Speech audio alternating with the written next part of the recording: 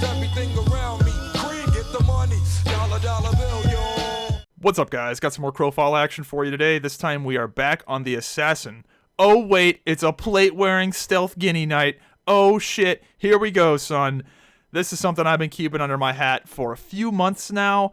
It's something I've been wanting to play, something I've been wanting to tell people about, but I just waited. I wanted to wait until it was right to bring it out. And now I think is the time where I'm going to be putting some serious time into kind of trying to make this work, because it's a lot of fun, and quite frankly, it's hilarious. Nobody expects the stealth Guinecean Knight gank. I mean, come on, this is hilarious.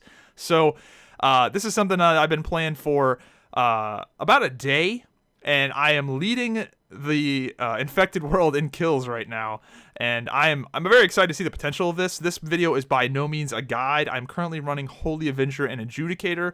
I have not tried a ton of different discipline combos. I'm sure that there's going to be some interesting combos. You know, Escape Artist seems like a really interesting thing to run with all the other speed buffs you get that also stack with it. I mean, you could really start zooming around with Escape Artist.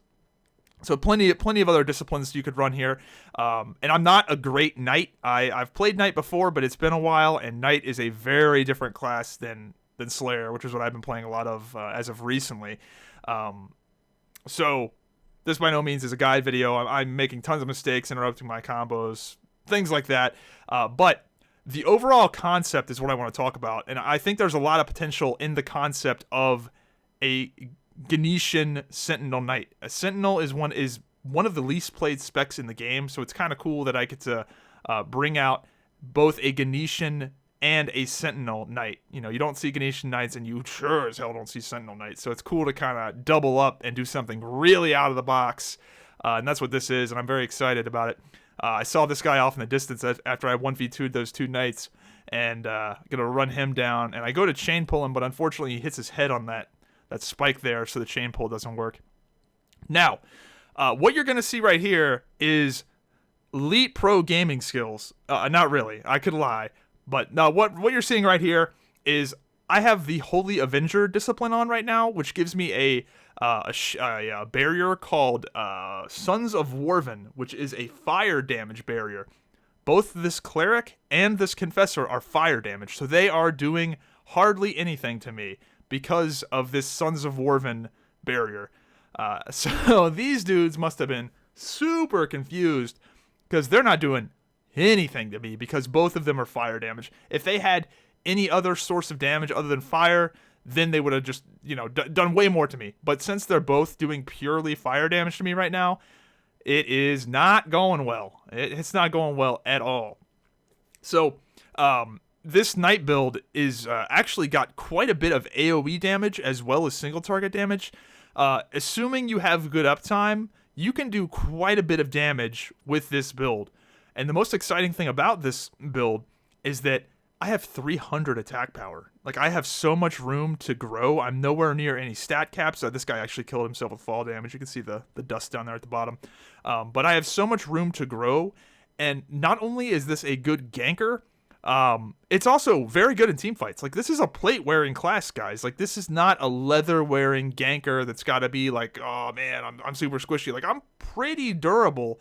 I have good CC, and I have pretty good damage that can also be very good AoE damage, assuming I have uptime. So I think there's a lot of potential here with the Sentinel Knight, and coming out of stealth, when you don't have to use a gap closer and you get that element of surprise, I think there's a lot of potential here. For the rest of this video, I'm going to be giving a brief overview of what the Sentinel is about and kind of what I was thinking as I was doing these fights. Keep in mind that I am also very new to this, and don't take any of this as gospel. I'm still going to be toying around with different things as well, so I'm sure I might look back at this video and go, oh, I can't believe I was doing it like that. So here we go into the first clip.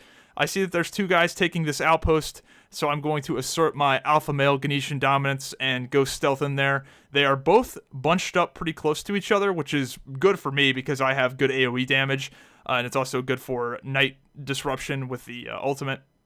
So I'm going to go in there and open up on this Knight with Grabthar's Hammer. Now, Grabthar's Hammer is very inconsistent, but it actually does work most of the time if the person is standing still like that. So opening up with it is not a terrible idea.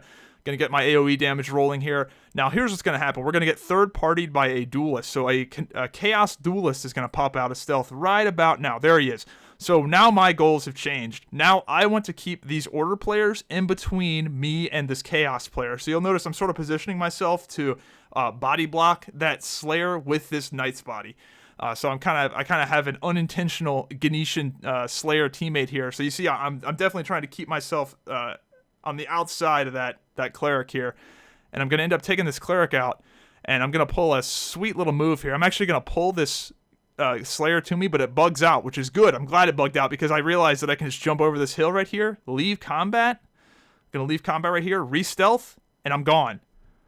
At like 5% HP, I am in stealth, and I'm away. So that just kind of shows you the power of the Guinecean stealth. The re-stealth, it disengages nice. Now, here's a gank against a Slayer.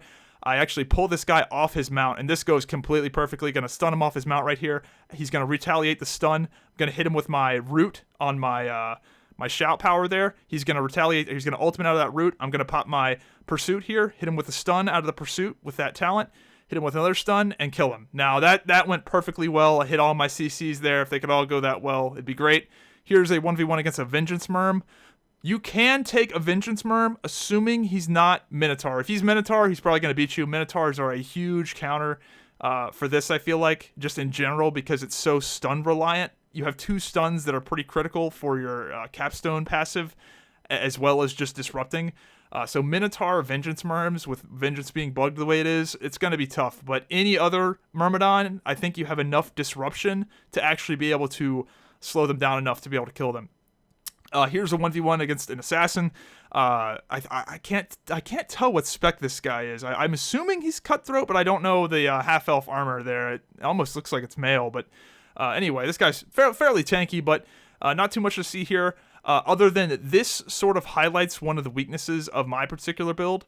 The Knight does not have a Retaliate refund by default, so I actually get Stam Drained. I'm completely out of stamina here, and he's going to hit me with a CC that I actually have to ultimate out of. So I think here comes the kidney shot here in a second, and I'm actually going to have to ultimate out of that. So kind of a weakness of the spec, so maybe a selling point for Escape Artist or, you know, whatever, Underdog, right? A Retaliate refund, I think, would serve the Sentinel Knight fairly well. So something to keep in mind. Here's a 1v1 against a Stormcaller.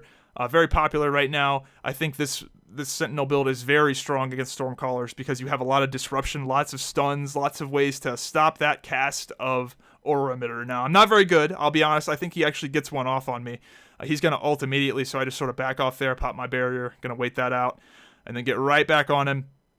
I believe I missed this bleed. Yeah, I think he dodge rolls out of that bleed, so that sucked. But pop my ultimate there just to get the barrier. That was really all that was for, is just to get that barrier. Now I get my AoE stuff going here. Going to hit him with the knockdown, get that Skull Crusher up. And I believe I hit him with the very end of this bleed. Yeah, I hit him with a bleed, but he's basically dead at this point. Go for the stun. I don't know if that stun actually hit. Grabthar's Hammer, super inconsistent. And this last clip is just some raw damage, raw 2v1, nothing to really say here. I just want to show this clip to sort of highlight, you know, some of the potential damage you can do, because these guys got absolutely shredded. So, anyway, Sentinel Knight, this is my first draft of it, and I think there's a lot of potential, at least for the Sentinel Knight platform. I have no idea if these are going to be the disciplines I run. I think there's definitely some merit to something like Escape Artist or Underdog, especially Underdog with the way the stat caps are. I mean, I have 300 AP. Like, holy fuck, I got a lot of room to grow. So, anyway, let me know what you guys thought of the video, and I'll see you in the next one. Have a good one.